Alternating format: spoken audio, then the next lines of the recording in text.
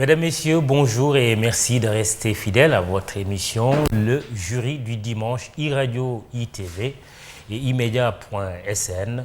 Nous recevons Seydou Diouf, il est député, président de la Commission des finances et du contrôle budgétaire de l'Assemblée nationale. Bonjour Seydou. Bonjour Mamadou. Merci d'avoir accepté notre invitation. Merci de m'avoir invité et je voudrais dire le plaisir que j'ai de te retrouver ici.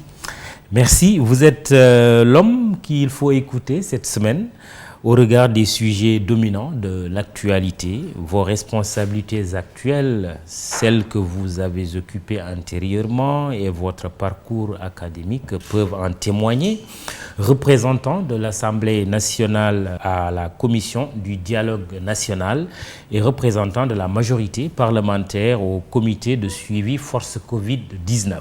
Député de 2007 à 2012, successivement rapporteur général du budget et président de la Commission des finances, puis de 2017 à aujourd'hui, successivement président de la Commission des lois et président de la Commission des finances et du contrôle budgétaire. Vous avez été dans l'intervalle conseiller spécial à la présidence de la République de 2014 à 2017. Directeur de cabinet du maire de Rufisque de 1991 à 2001 et secrétaire général adjoint du Conseil de la République de 2004 à 2007 auprès d'un certain Mbaye Jacques Diop, votre père spirituel, paix à son âme. Vous avez hérité de lui la direction du parti pour le progrès et la citoyenneté, PPC. S'agissant de votre parcours académique, vous êtes Seydou Diouf, titulaire d'une maîtrise en administration économique et sociale à l'université François Rabelais de Tours et d'un DESS en administration des collectivités locales. Enfin, à vos heures perdues, vous êtes le président de la Fédération sénégalaise de handball. Seydou Diouf, on va parler de la Covid-19, un des 4 variants réputés les plus dangereux du coronavirus est dans nos murs. L'hôte indésirable est britannique. Peur sur la ville, comme on dit. Quel commentaire vous inspire cette nouvelle donne dans la gestion de la pandémie de la Covid-19 ? Mais je voudrais vous remercier Mamadou et vous redire le plaisir et la fierté que j'ai à me retrouver ici pour beaucoup de choses. Vous l'avez dit, l'avènement de ce variant dit britannique doit appeler de notre part beaucoup plus de responsabilité dans la lutte contre la Covid-19. C'est vrai, à l'avènement de la pandémie, sous l'inspiration du président Macky Sall, a fait beaucoup d'efforts pour essayer de juguler le mal. Mais nous avons vu, après une période de décrue, qu'il y a eu une recrudescence des cas, et particulièrement des cas graves et sévères, avant même l'avènement de ce variant britannique qui est réputé être beaucoup plus contagieux et beaucoup plus mortel. L'un dans l'autre, je pense que nos structures aujourd'hui sont réellement sous tension.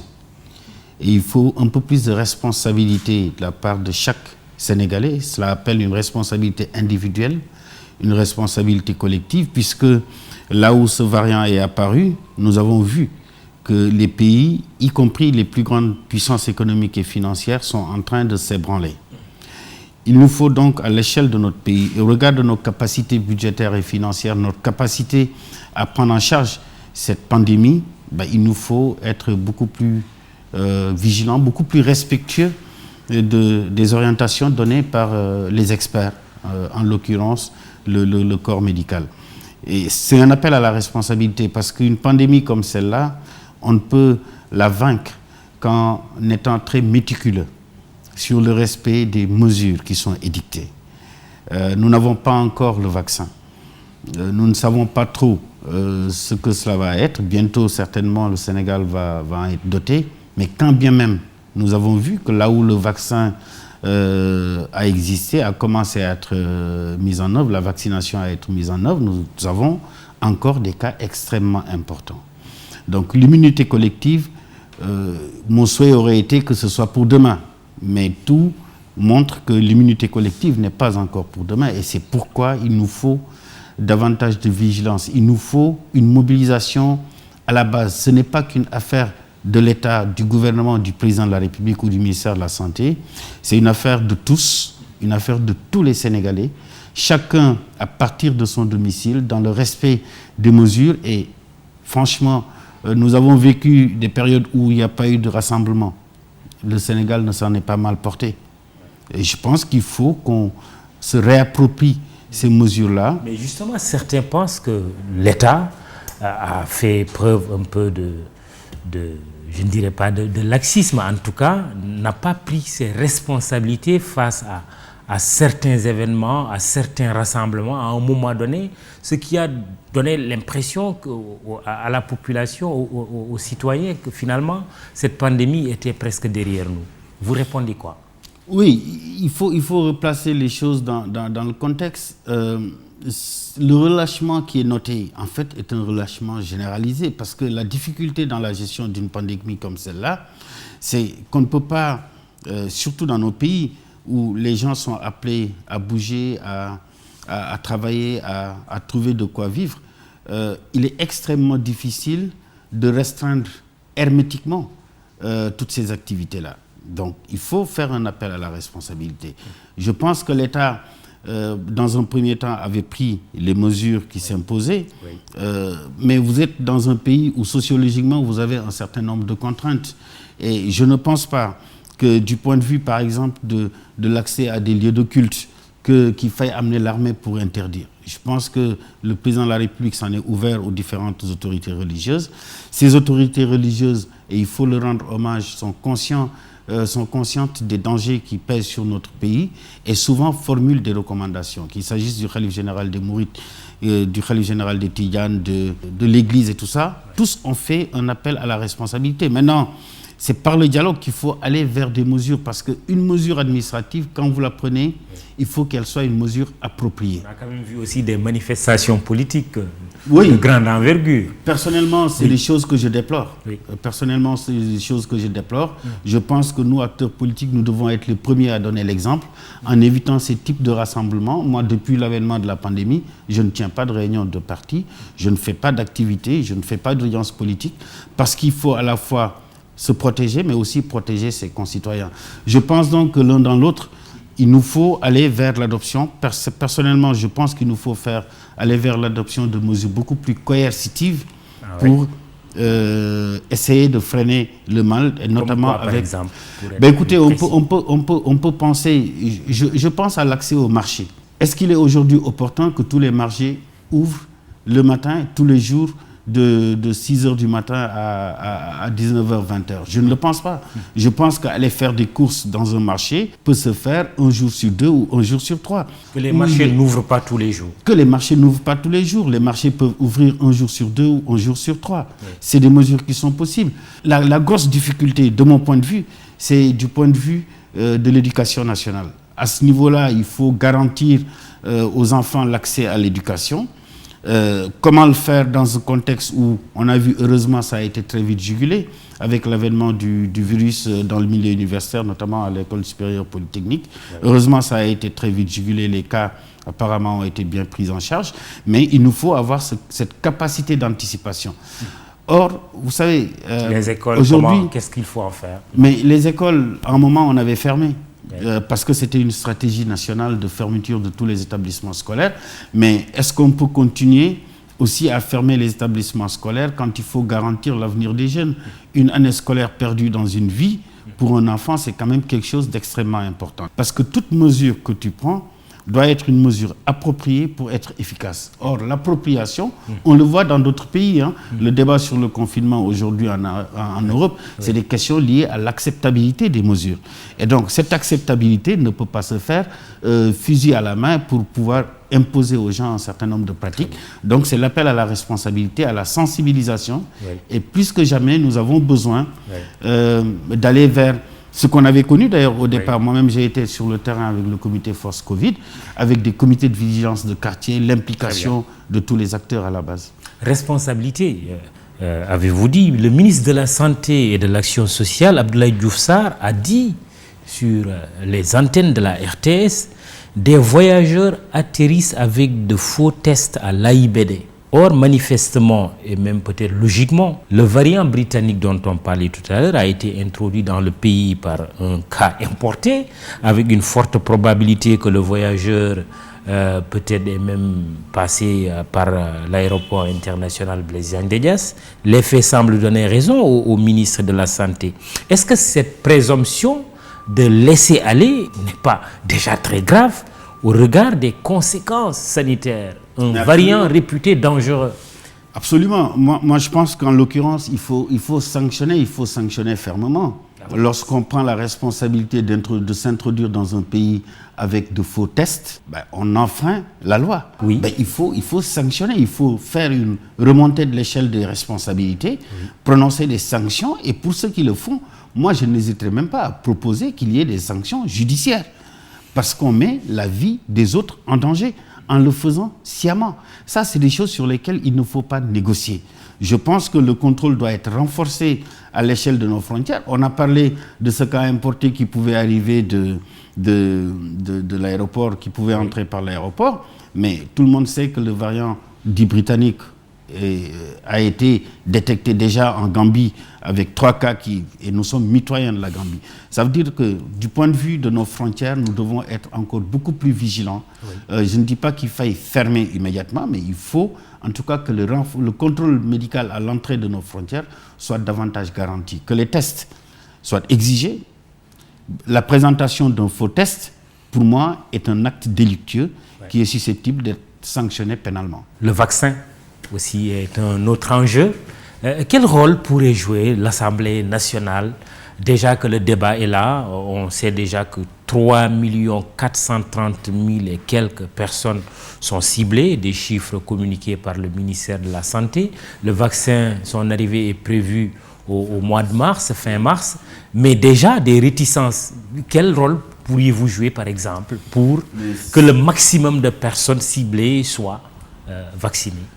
D'abord, c'est que nous donnions l'exemple. J'estime que ce débat sur ces réticences constatées sur la mise en œuvre d'un processus de vaccination est un débat qui ne devrait pas avoir cours. Quand bien même je comprends que très souvent nous importons dans notre pays aussi des débats qui ne sont pas les nôtres. Moi, j'estime, je suis très, très serein sur cette question-là. Partout, on a vu que les premières personnes qui ont été vaccinées sont les personnels médicaux. Ces personnels médicaux ne se seraient pas vaccinés en sachant pertinemment, eux qui sont des hommes de l'art, en sachant pertinemment que ce vaccin pourrait avoir des conséquences dommageables sur leur corps, sur leur croissance. Donc, c'est un débat qui existe, c'est vrai, mais il ne faut pas qu'on le transpose au point de remettre en cause la stratégie nationale de vaccination, parce qu'aujourd'hui, le président de la République a présidé un conseil des ministres, a validé la stratégie nationale de vaccination.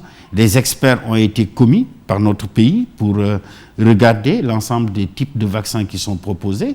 Le Sénégal est parti à l'initiative COVAX avec 69 autres pays, on est 70 pays, pour accéder au vaccin, et avec Gavi, il y a cette possibilité d'avoir une gratuité. Quand bien même il y a cette démarche COVAX qui nous permettrait d'accéder au vaccin, le Sénégal, le président de la République, sur le bilatéral également, travaille à obtenir des vaccins pour les Sénégalais. C'est un peu la démarche avec la Chine.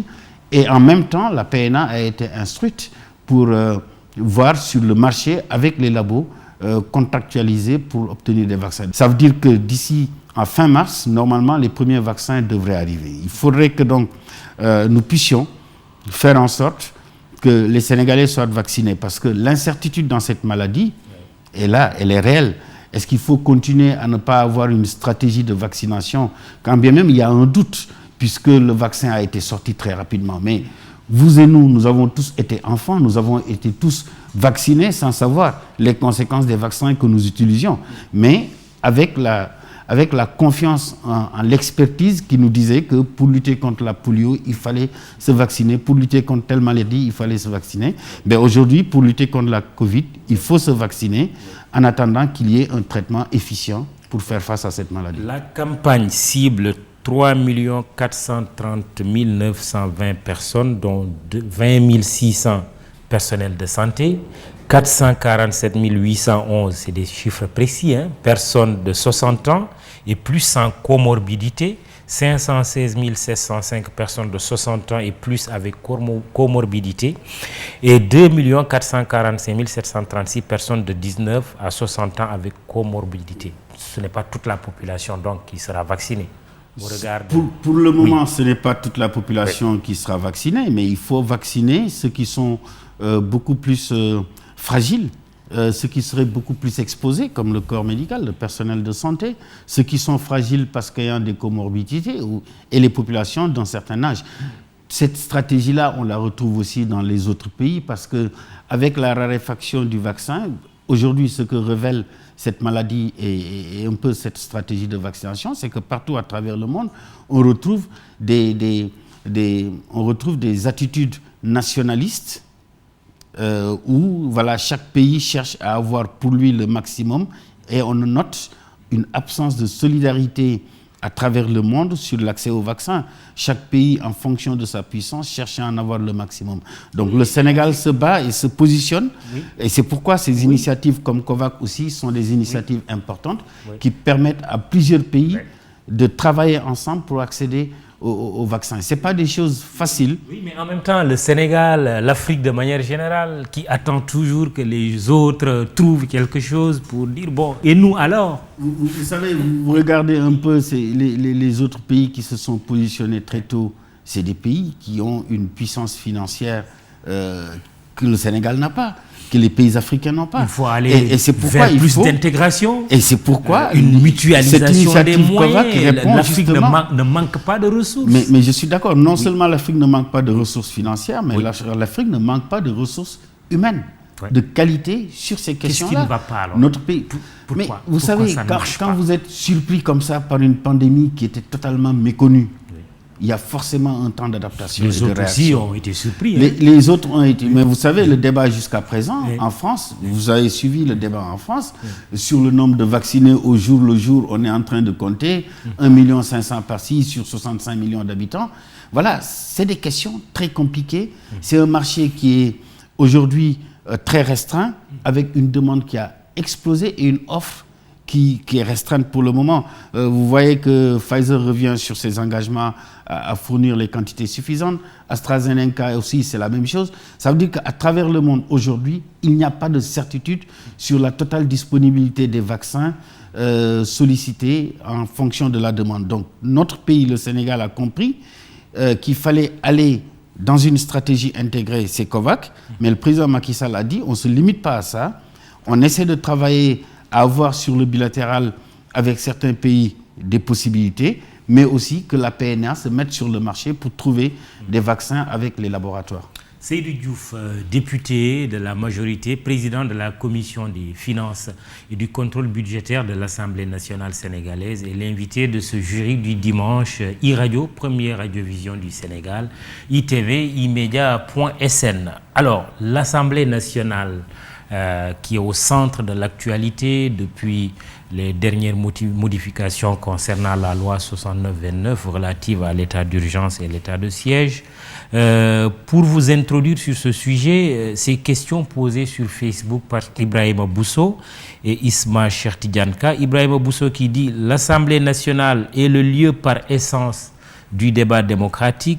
Est-ce qu'il y a vraiment débat à l'hémicycle qui intéresse le vécu du Sénégalais lambda, hormis vos débats politiciens électoralistes ?» Isma Chertidianka n'est pas tendre non plus. Est-ce que l'Assemblée nationale devrait-elle exister puisqu'elle a donné tous ses pouvoirs à Monsieur le Président de la République? Oui, ça c'est ce que j'appellerais des prises de position qui reposent éventuellement sur le rendu. Puisque la construction de l'opinion publique aussi se fait en grande partie par ce que les gens voient. À l'Assemblée nationale, tout parti politique confondu, vous trouvez des hommes et des femmes qui sont très très au fait des fonctions qui sont les leurs. Malheureusement, le travail le plus important à l'Assemblée nationale se fait en commission. Et en commission, ce n'est pas relayé par la presse. Ce qui est le plus souvent relayé, qui attire les projecteurs, c'est un peu les textes politiques que nous adoptons à l'Assemblée, les textes à consonance politique. Mais tous les jours à l'Assemblée nationale, nous adoptons des textes extrêmement importants. Vous savez, quand on adoptait ce texte sur la modification de la loi de 69, le même jour ou le lendemain, on a adopté le texte qui luttait contre l'usure et qui ramenait le taux d'intérêt légal. Mais ça parle du quotidien des Sénégalais. Quels sont les Sénégalais qui, à un moment de leur parcours, n'ont pas subi les contre-coups d'usuriers? Quels sont les Sénégalais qui, en ayant contracté sur un crédit, se retrouvent avec des éléments d'information sur le taux d'intérêt qui leur est appliqué, qui n'a absolument rien à voir avec ce qui était présenté sur le papier. Et pourtant, cette nouvelle législation protège davantage les Sénégalais. C'est donc pour vous donner l'exemple de ce qui suscite l'intérêt en réalité. La loi de 69 a été mise au devant, quand bien même, sur la même période, d'autres lois extrêmement importantes sont passées à l'Assemblée nationale, n'ont pas fait l'objet de ce débat dans l'opinion publique. Et forcément, lorsque l'opinion publique n'a d'informations que sur les textes à connotation politique, l'opinion publique considère que l'Assemblée nationale ne fait que voter des textes à connotation politique, ce qui n'est pas du tout le cas. Disons, pour de nombreux acteurs politiques et même de la société civile, l'Assemblée a été vidée de sa substance par l'exécutif avec la modification de la loi 69-29 relative à l'état d'urgence. Et quel est votre avis sur ce débat? Mais c'est mal connaître la répartition des pouvoirs entre l'Assemblée nationale et le pouvoir exécutif. En réalité, de quoi il s'agit? La loi de 69 a été mise en place pour gérer des questions liées à des périls imminents, liées à des questions de sécurité intérieure et extérieure, état d'urgence, état de siège. Ouais. Les mesures qui sont dans cette loi de 69 sont des mesures de police administrative que l'autorité administrative est en charge de mettre en œuvre. C'est cela, la loi de 69. On crée un nouveau régime juridique à l'intérieur de cette loi. L'option aurait pu être de dire on passe sur une autre nouvelle loi pour gérer les questions de catastrophes sanitaires et naturelles. Mais l'option est de dire ces catastrophes naturelles et sanitaires ont également un caractère urgent. Donc, autant viser une modification de la loi de 69 et permettre à l'autorité administrative d'avoir des dispositifs, d'avoir les mécanismes qui lui permettent de prendre les mesures qu'appelle la situation en cas de catastrophe naturelle et sanitaire. Voilà ce qui a été fait. C'est la création d'un nouveau régime juridique à côté du régime de l'état d'urgence, du régime de l'état de siège, qui, il faut le reconnaître, sont des régimes extrêmement contraignants et pour lesquels, d'ailleurs, les autorités administratives ont des pouvoirs exceptionnels. En période d'état d'urgence, l'autorité administrative peut venir dans votre radio ici à iRadio pour vous demander d'interrompre des émissions. Ça, il ne peut pas le faire. L'autorité administrative ne peut pas le faire dans le cadre du régime de gestion des situations catastrophes et sanitaires. La nature des mesures, encore une fois, sont des mesures de police administrative. Et sur les mesures de police administrative, une fois que la loi est adoptée, l'Assemblée, il n'appartient pas à l'Assemblée de mettre en œuvre, de concevoir ces mesures administratives, de les mettre en œuvre. Il appartient par contre à l'Assemblée nationale d'en faire le suivi, d'en assumer le contrôle. Et les instruments et pouvoirs de contrôle de l'Assemblée nationale sur ces mesures prises par le gouvernement dans le cadre de la lutte contre la pandémie ou sur toute autre politique publique restent intacts.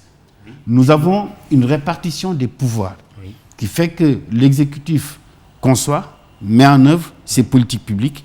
L'Assemblée nationale a la responsabilité de les adopter et de les contrôler.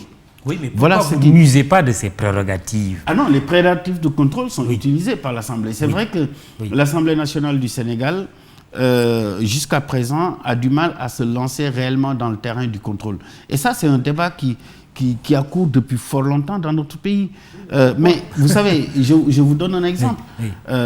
Utiliser les mécanismes de contrôle, c'est ce que nous avons fait lorsqu'il y a eu les inondations. L'Assemblée nationale a mis en place une mission d'information parlementaire qui était représentative de toutes les forces politiques présentes à l'Assemblée. Ouais.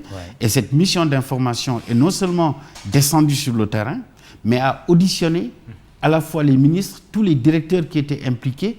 Et c'est ce travail qui a fait l'objet d'un rapport qui a été remis au chef de l'État. Ouais. Voilà un peu le rôle de l'Assemblée nationale. Oui, mais la suite après, c'est quoi? C'est-à-dire qu'il n'y a pas une obligation. Ah non, il n'y a jamais d'obligation. Il n'y a jamais d'obligation de mise en œuvre. Le contrôle de l'Assemblée nationale est un contrôle politique. Lorsque nous formulons des recommandations, nous les transmettons à l'exécutif. Certes, l'exécutif n'est pas tenu de les mettre en œuvre, mais étant entendu qu'il s'agit d'un contrôle politique, ben forcément, le président de la République en prend connaissance. C'est d'ailleurs pourquoi il avait demandé, le jour de la remise de ce rapport d'information, que les recommandations de l'Assemblée nationale soient catégorisées et fassent l'objet d'une application. On est dans le jeu de la séparation des pouvoirs. Chaque pouvoir a une responsabilité. Il ne faudrait pas que les gens pensent que l'Assemblée nationale peut faire à la place du gouvernement. Ce n'est pas le rôle de l'Assemblée nationale. Nous votons les lois. nous contrôlons l'exécution des politiques publiques et nous en évaluons l'impact auprès des populations. C'est cela notre responsabilité. Il faut juger l'Assemblée nationale à l'aune des responsabilités qui sont les siennes. On a entendu des députés comme vous dire aujourd'hui l'Assemblée est dessaisie de ses pouvoirs. On les a entendus aussi. Ils ont tort de le dire. Non, l'Assemblée n'est pas dessaisie. Dans le cas de figure, qu'est-ce qui peut se passer? Le décret sur l'état d'urgence. Lorsque le président de la République a pris un premier décret sur l'état d'urgence, les mesures n'avaient pas été édictées par l'Assemblée nationale. Il a juste pris son décret, donné délégation aux autorités administratives pour prendre un certain nombre de mesures. Et à l'expiration du délai de 12 jours, le président de la République, comme prévu par la Constitution, est revenu à l'Assemblée nationale pour demander la prorogation du délai. C'est cela le rôle de l'Assemblée, proroger le délai. Mais le contenu des mesures qui sont prises sont des contenus qui sont définis par l'autorité exécutive, le président de la République et son gouvernement, mais nous gardons intacts nos pouvoirs de contrôle qui peuvent s'exercer pendant, mais qui peuvent aussi s'exercer a posteriori. Et je pense que sur ces questions de lutte contre la pandémie, il ne s'agit pas de courir sur des mécanismes de contrôle tout de suite, parce que nous sommes dans le domaine de l'incertitude. Il faut que les choses soient assez éprouvées. L'Assemblée a tous les moyens de contrôler, de suivre, au plan budgétaire, au plan de la pertinence des politiques qui ont été mises en œuvre. Est-ce que nous avons été à la hauteur ou pas? Mais j'estime qu'il faut juger l'Assemblée à l'aune des responsabilités qui sont les siennes. Vous représentez l'Assemblée nationale à la commission du dialogue national et la majorité parlementaire au comité de suivi Force Covid-19. Commençons par le fonds Force Covid-19. Tous les ministères et services concernés par la reddition des comptes ont-ils communiqué leurs comptes justement au comité chargé de gérer ce fonds? Et est-ce que la transparence est garantie? Alors, je voudrais d'abord me réjouir de l'approche qui a consisté à la mise en place de ce comité de suivi par le président de la République. C'était important parce on était dans un contexte où il fallait que l'État fasse un effort exceptionnel, 1000 milliards sur son budget pour pouvoir faire face à cette pandémie. 1000 milliards, je le rappelle, c'est 7% du PIB du Sénégal. C'est l'équivalent du budget du Sénégal en 2003. Donc c'est des montants importants, il fallait mettre en place ce comité de suivi. Mettre à la tête aussi un homme qui est respecté par son parcours, par tout ce qu'il a fait, le général François Ndiaye. Et c'est sous l'empire du président François Ndiaye que nous avons travaillé. Qu'est-ce que nous avons fait? Dans un premier temps, nous avons été sur le terrain. Parce que lorsqu'on lançait le comité Covid, les gens avaient beaucoup épilogué sur le riz, le sucre, les denrées alimentaires. Donc on est allé dans l'ensemble des régions du Sénégal. Des délégations sont parties. On rencontrait les acteurs, tous les acteurs. Nous avons non seulement discuté avec les gouverneurs, et il faut ici, le grand enseignement que moi j'ai tiré de ça, c'est que c'est un peu cette formidable mobilisation des acteurs au niveau territorial qui avait été constatée sur cette période. Les comités régionaux de gestion des épidémies, sous l'autorité des gouverneurs, départementaux, sous l'autorité des préfets, d'arrondissements, sous l'autorité des sous-préfets, ont tous convergé, travaillé avec des maires. Quels que soient les bords politiques, les maires s'étaient totalement impliqués. Les acteurs de la société civile également étaient là. La presse a toujours été là pour accompagner cette dynamique. Ça, nous l'avons constaté. Et lorsque nous sommes allés sur le terrain, nous avons vu, notamment sur les questions liées à la distribution des denrées alimentaires, comment les gens s'étaient organisés. Il y avait une transparence totale dans l'identification. Il y a des difficultés qui avaient été constatées, notamment sur ceux qui devaient accéder aux denrées et provenant du registre national unique. Il faut dire que le registre national unique a connu beaucoup de difficultés, avec des doublons ici, des gens qui étaient localisés dans un territoire qui n'y vivaient plus, etc. Ça, c'est des difficultés réelles qui ont été constatées sur le terrain. Mais l'identification des bénéficiaires à la base, avec les élus, les badianougors, les délégués de quartier, globalement, c'était bien passé.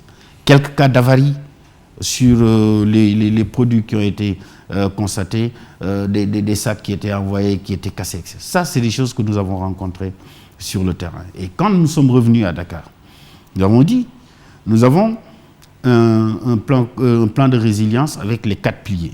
Et nous avons mis en place les commissions qui ont travaillé sur chaque pilier. Et sur chaque pilier, nous avons fait à la fois les rapprochements budgétaires annoncés pour les sectoriels et ce que le ministère des Finances a effectivement décaissé. Ce travail également a été fait par le comité Force Covid. On a fait les croisements des données. Et mieux, nous avons demandé à chaque ministère bénéficiaire de ressources de Force Covid-19 de nous donner non seulement l'état d'exécution, mais de nous donner les justificatifs. Et c'est comme ça que nous avons reçu de tous les ministères les justificatifs sur les dépenses qui ont été exécutées, justificatifs en termes d'appel d'offres, s'agissant du riz. Je peux vous dire, lorsqu'on a lancé l'appel d'offres sur les denrées alimentaires, il y a 151 fournisseurs qui se sont signalés, 51 ont été retenus pour exécuter la commande. Donc voilà, sur la base de critères de capacité à tout de suite réagir, à mettre les denrées en urgence, etc., les critères liés au coût, etc. Tout ça a été fait et les justificatifs ont été déposés auprès du comité Force Covid. Aujourd'hui, il nous reste juste un rapprochement budgétaire à faire et lundi, nous serons au ministère des Finances et du Budget sur le cas de la santé ou sur les montants qui sont annoncés par le ministère des Finances, 98 milliards. Le ministère de la Santé dit n'avoir pas reçu la totalité des 98 milliards, mais là, nous allons faire les rapprochements. Mais je présume, en tant que président de la Commission des Finances, je comprends en fait un peu le mécanisme et la difficulté. C'est que sur ce ministère-là, certaines ressources dédiées à la prise en charge des questions de santé n'ont pas directement été administrées par le ministère de la Santé. Je pense par exemple au service des maladies infectieuses du professeur Seydi, qui a été réalisé très rapidement, tout comme le Centre international de formation du professeur Daouda Ndiaye, qui ont reçu directement des ressources sans que ça passe par le budget du ministère de la Santé. Donc ça, c'est des rapprochements budgétaires que nous allons faire pour être édifiés. Mais objectivement, c'est une opération qui s'est bien passée dans l'ensemble. Tous les ministres ou ministères et services concernés par la gestion de ce fonds Force Covid-19 ont donné le justificatif. Ont remis le justificatif. Le comité a reçu le justificatif. Maintenant, est-ce que l'Assemblée nationale ne tient pas là une bonne occasion de dire je vous convoque tous pour... Mais rien n'empêche à l'Assemblée de le faire. Est-ce que vous allez le faire? Non, rien n'empêche l'Assemblée de le faire. L'Assemblée peut, une fois que les opérations seront consolidées, convier l'ensemble des acteurs, demander déjà que le rapport du comité Force Covid lui soit transmis, une fois que ce sera mis à la disposition du président de la République. Rien n'empêche de le faire. L'Assemblée peut également convoquer sous forme d'audition les ministères qui ont reçu des montants importants. Quand bien même le comité Force Covid a fait son travail, l'Assemblée garde intact ses prérogatives pour pouvoir le faire. Donc ce sera l'opportunité pour l'Assemblée nationale de travailler sur cette question-là. Absolument rien ne l'empêche de le faire. Mais je signale quand bien même que dans le comité Force Covid, moi-même j'ai représenté la majorité parlementaire, le professeur Issa Sall a représenté les non-inscrits et notre jeune collègue Toussaint Manga a représenté le groupe de l'opposition. Nous sommes tous dans le comité de suivi et il y a les partis politiques qui sont également représentés. Mais malgré tout ça, malgré tout ce travail fait par le comité Force Covid, que moi dont je voulais saluer également l'engagement des membres, c'était pas évident, mais l'Assemblée peut avoir cette possibilité, Des membres qui sont bien traités? Non, on n'a pas d'indemnité dans le comité Force Covid. Il n'y a pas un rotant qui est donné aux membres du comité Force Covid. On a un budget de 191 millions qui a plus servi à gérer ces déplacements-là. Voilà, mais il n'y a pas d'indemnité qui... Vous êtes tous des bénévoles? C'est un engagement bénévole au service de la République. J'ai pu le témoigner. Président de la Commission des finances et du contrôle budgétaire, quel est justement l'état des finances publiques du Sénégal au lendemain du vote du budget 2021 et en cette période de crise sanitaire avec ses conséquences économiques, financières et sociales? Je pourrais vous surprendre en vous disant que le gouvernement tient bon, le ministère des Finances tient bon. Ce n'était pas évident. Mais si le ministère des Finances tient bon, c'est parce que dans les années d'avant Covid, il y a eu un excellent travail qui avait été fait. Je regarde l'année 2019. L'année 2019 a été une année très faste au plan des finances publiques avec l'atteinte d'objectifs budgétaires en termes de recouvrement de recettes, de mobilisation de ressources de partenaires, de maîtrise du déficit public, du déficit budgétaire à 3%, etc. Ça a été vraiment une belle crue, l'année 2019. Et c'est justement sur le fondement de cette année 2019, avec son taux de croissance important, que le Sénégal envisageait d'entamer 2020 sous de meilleurs auspices. Malheureusement, la pandémie est arrivée très vite et a constitué un frein. Mais pour vous donner une bonne lecture de la situation budgétaire, le Sénégal, sur 2020, a engagé, je vous l'ai dit, 1000 milliards sur le fonds Force Covid. Mais 1000 milliards, ce n'est pas 1000 milliards d'argent décaissé. C'était 628 milliards d'argent à décaisser et 371 milliards qui ressortissaient de mesures fiscales, douanières, etc., de facilitation fiscale et douanière. Mais sur la même période, le Sénégal a exécuté en 2020, les ministères ont exécuté le budget à hauteur de 98%. C'est-à-dire que le réaménagement budgétaire, à travers l'ordonnance de réaménagement sur 2020, n'a pas ébranlé le fonctionnement normal des services de l'État. Les services de l'État ont fonctionné normalement, les ministères ont exécuté leur budget à hauteur de 98%, et l'État a réaménagé son budget, a pu obtenir le soutien de partenaires techniques et financiers à hauteur de 651 milliards, mais il y a aussi l'effort national des Sénégalais, l'élan de solidarité des Sénégalais qui avoisinait les 20 milliards. C'est un peu ça, le force Covid, mais quand bien même on le faisait, et le ministère de la Santé, d'ailleurs, je me rappelle des propos du ministre de la Santé qui disait « Nous avons des ressources dédiées Covid qui nous permettent de faire les investissements importants sur une séquence temporelle très courte. Il faut mettre en place, on n'avait qu'un seul centre de traitement des épidémies qui était à Fann. Aujourd'hui, on en est à 23. On avait pratiquement, ce centre de traitement n'avait que 12 lits. Aujourd'hui, rien que sur Covid, c'est 529 lits qui sont installés dans différentes structures. Il fallait en même temps avoir du matériel dédié Covid, des générateurs de dialyse dédiés, des ambulances dédiées, des scanners dédiés, parce que les malades de Covid ne peuvent pas utiliser les mêmes types d'appareils que les autres. Donc il fallait faire tout ça très rapidement. Et donc l'État a pu à la fois mettre en œuvre toutes ces opérations force Covid, mais en même temps permettre l'exécution du budget. Et aujourd'hui, 2021 s'annonçait sur ces auspices-là. Bon, maintenant, avec l'avènement du nouveau variant, où est-ce qu'on va aller, personne ne le sait, mais l'exécution budgétaire a démarré, a bien démarré. Nous sommes projetés sur un budget 2021 de 4 589 milliards. 2020 a été exécuté à hauteur de 4 300 milliards. 2021, on se projette sur 4 589 milliards d'exécution. Ça a démarré le 5 janvier, avec d'ailleurs les premières dépenses du budget, c'était 15 milliards 5 pour les étudiants, pour les bourses des étudiants. Oui, avec un budget programme qui a du mal aussi à s'appliquer, à entrer en vigueur, effectivement. Oui, c'est vrai que la réforme budgétaire, elle est importante parce que c'est une réforme qui requiert beaucoup d'adaptation des structures. Et d'ailleurs, ça va s'exacerber en 2021. Parce qu'en 2021, non seulement on va avoir le budget programme, mais la suite logique du budget programme, c'est ce qu'on appelle la déconcentration de l'ordonnancement. C'est-à-dire que maintenant, les ministères vont ordonnancer directement leur crédit jusqu'à l'établissement des mandats. Mais heureusement que le ministère des Finances a demandé au président de la République d'entamer une approche prudentielle, qu'on démarre avec les ministères à petit budget, la déconcentration de l'ordonnancement, parce que sinon, ce serait une pratique assez complexe. Donc, c'est la complexité du budget programme. Nous-mêmes, à l'Assemblée nationale, nous avons eu ce dialogue. Nous avons modifié notre règlement intérieur pour permettre justement à l'Assemblée d'auditionner les responsables de programme, de faire un travail de suivi quotidien. Moi-même, en tant que président de la Commission des finances, je reçois le rapport trimestriel d'exécution, normalement, du budget. Comme contrôleur ou contrôle budgétaire, vous donnez un quitus au gouvernement? Le quitus, il est toujours politique. Il est politique.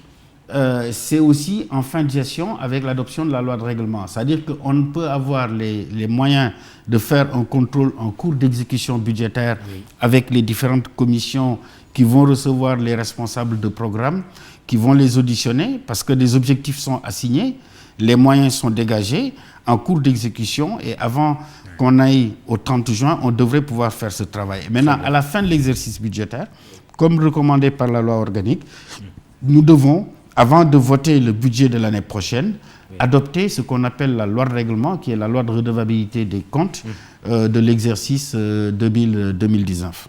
La question foncière, cette affaire de terrain de Mbourkat qui aurait empiété sur un peu la forêt classée, des constructions détruites. Le chef de l'État a reçu une délégation de ces personnes.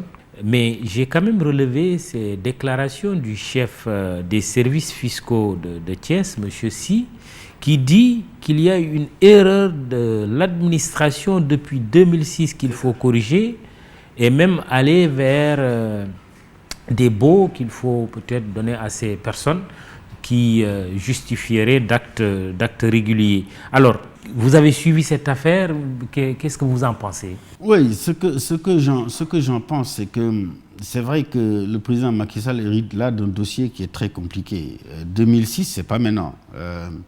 Un lotissement administratif qui empiète sur la forêt classée renseigne aussi sur un peu le manque de rigueur des services de l'État quand il s'agit de le faire. Mais quand on est président de la République et que par la faute de l'administration, il y a cette situation-là, ben forcément, on ne peut pas porter préjudice aux populations. Oui, donc le président s'est engagé, et donc lui, il s'engage à dire on régularise ceux qui étaient bénéficiaires de ce lotissement-là.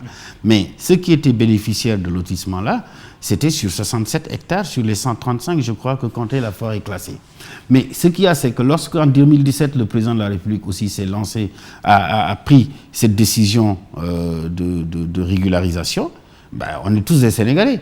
D'autres à côté, hors des 67 hectares, ont commencé à dire aux populations, venez, on va vous vendre des terrains sur le site, puisque le président a dit qu'il va régulariser. Mais le président a dit qu'il régularise sur un périmètre bien déterminé.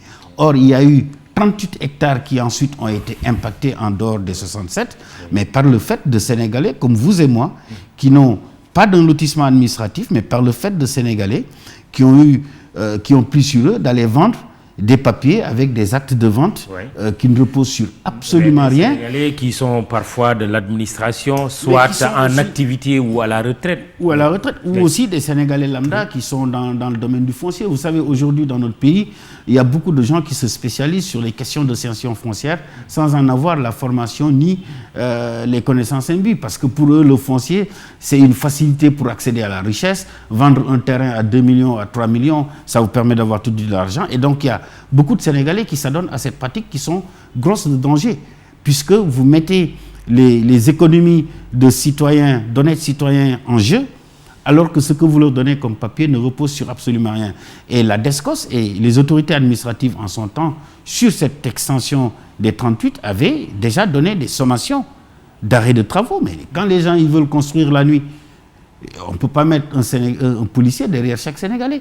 Les gens, ils construisent la nuit, on leur donne des sommations interpellatives, on leur donne des sommations d'arrêt de travaux. Ils font fi de tout ça. Et aujourd'hui, l'autorité administrative prend la décision de tout démolir pour avoir une cartographie claire sur la situation des 67 hectares qui étaient impactés et pour lesquels le président a donné un accord pour une régularisation. Ben, ce qui est clair, ceux qui occupent les 38 supplémentaires ne peuvent pas se prévaloir de cette erreur manifeste ou bien en tout cas de cette négligence administrative qui a existé en 2006 pour dire que nous aussi on doit être régularisés. Je pense que sinon ce serait la porte ouverte à tous les abus. Je pense que l'État sur cette question doit être ferme. L'engagement du président de la République, on doit y faire droit et régulariser ceux qui sont sur les 67, mais ceux qui sont sur les 38 hectares supplémentaires qui ne reposent sur aucune autorisation, mais si on les régularise demain, sur un autre site, d'autres auront les mêmes types de comportements. Mais ce qui étonne aussi, c'est que ces conclusions de la Commission nationale de réforme foncière, dirigée par Feu Moustapha Souran, paix à son âme, avant lui, Maître Doudou Ndoye, mais ces conclusions, elles sont là. Pourquoi on ne les met pas en œuvre? Oui, mais vous savez, la question foncière, elle est très compliquée. Elle est très compliquée. Moi, Mamoudou, ce n'est pas vous que je l'apprends. Vous êtes un homme très ouvert d'esprit. Vous savez que dans beaucoup de pays, ces questions foncières ont même emporté pas uniquement des régimes, mais ont même déstabilisé les États. Il faut être très, très attentif. Oui, mais en même temps, c'est l'État qui met en place ces commissions. Maintenant, le président de la République a mis en place cette peine à les mettre en œuvre. Mais parce que c'est des questions complexes. Oui. Je pense que la réflexion, elle est là. Et dans le contexte actuel où nous avons eu beaucoup de cas sur Dengler, sur ailleurs et tout ça, et aujourd'hui, il y a Mbourkat, bien entendu, le contexte appelle, en tout cas, l'adoption d'une stratégie nationale de gestion foncière qui permettrait aux populations d'accéder à l'habitat, à ceux qui veulent mener des activités agricoles de pouvoir le faire, mais aussi de protéger les paysans, mais aussi de développer l'agro-business. Je pense qu'il y a toute une réflexion à avoir autour de ces trois éléments d'intervention, et je pense que le président de la République est sur ces réflexions-là. Mais ce n'est pas des questions simples. On va terminer ce jeudi dimanche par les questions politiques et sportives. Il nous reste peut-être 5 minutes. Les questions politiques d'abord, parce que vous siégez pour le compte de l'Assemblée nationale à la commission du dialogue national de manière générale. Mais il y a aussi le dialogue politique qui est souvent au centre des préoccupations, en tout cas de la classe politique. Alors, oui, aujourd'hui, ces échéances électorales à venir, commençons par les locales, c'est du Diouf, des locales renvoyées à plusieurs reprises. Aujourd'hui, on parle encore de fin 2021, sans grande certitude d'ailleurs, alors que les législatives vont arriver en 2022, la présidentielle en 2024. Est-ce que vous avez une solution pour au moins que ce calendrier électoral soit respecté? Moi j'étais... Bon, on a suivi la volonté de l'opposition d'aller vers une refonte du fichier électoral. Quand bien même moi-même je suis convaincu qu'il n'y avait pas besoin d'aller vers cette refonte du fichier électoral. Le fichier électoral avait été audité il y a quelques années de ça. Vous êtes en train de dire que l'opposition est responsable des renvois? Non, l'opposition a demandé l'audit du fichier électoral, mais forcément ça prend du temps. Et aujourd'hui, malheureusement, il faut attendre que cet audit du fichier électoral se fasse pour pouvoir programmer les élections locales. Je dis aussi, et il faut le reconnaître... Ce n'est pas parce que le pouvoir aussi n'avait pas envie d'aller aux élections, non, mais moi j'estime que... de la présidentielle de 2019. Je pense que nous, dès après la présidentielle de 2019, à Benno Bokk Yakaar, on était tout de suite sur les tablettes pour aller vers les locales. L'opposition est responsable des reports. Non, l'opposition a exprimé un souhait qui trouve un corollaire sur le report des élections locales.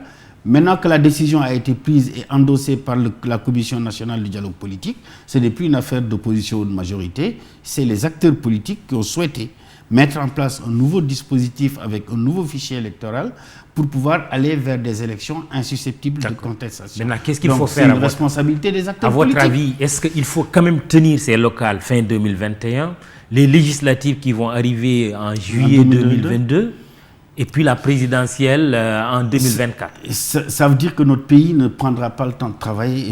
Quel est votre avis sur cette question? Il faut avoir une réflexion. J'estime que, personnellement, pour le moment, je n'ai pas d'avis tranché sur la question, mais j'estime que nous devons avoir une réflexion sur le séquençage de tout ça, en lien avec l'obligation de mettre le pays au travail. Seriez-vous favorable à un couplage, à un regroupement de certaines élections? Je pense que si le contexte l'exige, pourquoi pas.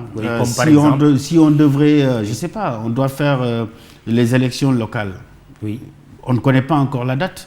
Est-ce que ça va enjamber sur la tenue des législatives? Est-ce qu'il faut faire local et législative ensemble? Ça peut être une option. Ce n'est pas mon option. Je ne dis pas que c'est ça mon option. Ça peut être une option.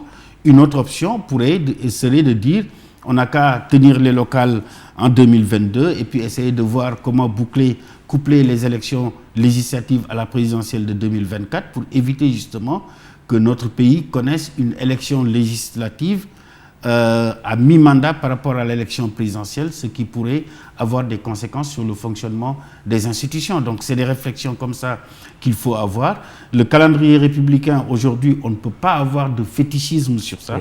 L'idéal aurait été que toutes les élections se tiennent à date due, mais le comportement des acteurs, les exigences des acteurs font que quelque part il est difficile de vouloir tenir les élections à date échue et en même temps satisfaire les revendications des acteurs politiques. Cette présidentielle de 2024, quelle compréhension, Seydou Diouf, avez-vous de la limitation à 2 du nombre de mandats présidentiels dans la Constitution actuelle?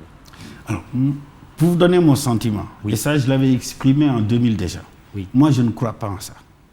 Je ne crois pas à la limitation du nombre de mandats dans nos pays. Oui. Ça, c'est ma position personnelle. Je l'avais dit en 2000. Parce que j'estime que dans d'autres pays qui sont là, en Afrique, il n'y a pas cette limitation de mandat. Quand bien même, ce que je crois, c'est la limitation du mandat par le suffrage universel. Il appartient au peuple d'élire, et lorsque le peuple élit quelqu'un, pour un mandat fût-ce de 5 ans, ou bien pour 2 mandats, il appartient au peuple de dire, même si la personne se représente, non, nous ne vous élirons pas. C'est la meilleure approche. On a eu ce débat en 2012, Oui. sous l'empire du président Wade. Oui. La question a été tranchée par le Conseil constitutionnel qui a permis au président Wade de se représenter, mais le peuple souverain a dit non à un 3e mandat au président Abdoulaye Autrement Wade. dit, concernant le président Macky Sall aujourd'hui, Non, concernant le président Macky Sall, on est dans un contexte où il y a un débat, il peut avoir droit, il n'a pas droit. Moi, ma position, c'est de dire le moment venu, la seule structure habilitée à se prononcer sur cette question se prononcera, et lorsque cette structure se prononcera, qui est le Conseil constitutionnel, le peuple souverain tranchera. Je pense que l'organisation démocratique requiert également qu'on respecte les prérogatives des uns et des autres, quand bien mais dans tout système démocratique, ce qui est le plus important, c'est la voix du peuple souverain. Et ce peuple souverain s'exprime par son suffrage. Je pense qu'il n'est pas opportun, et en tout cas moi, en tant qu'élu de la majorité, j'ai toujours refusé de verser sur un débat, faut-il un 2e ou un 3e mandat, parce que pour moi, les urgences sont ailleurs, et particulièrement dans ce contexte, c'est un débat que je trouve malsain, parce que le débat aujourd'hui, c'est comment faire face à la Covid, comment faire en sorte que notre pays continue de tenir.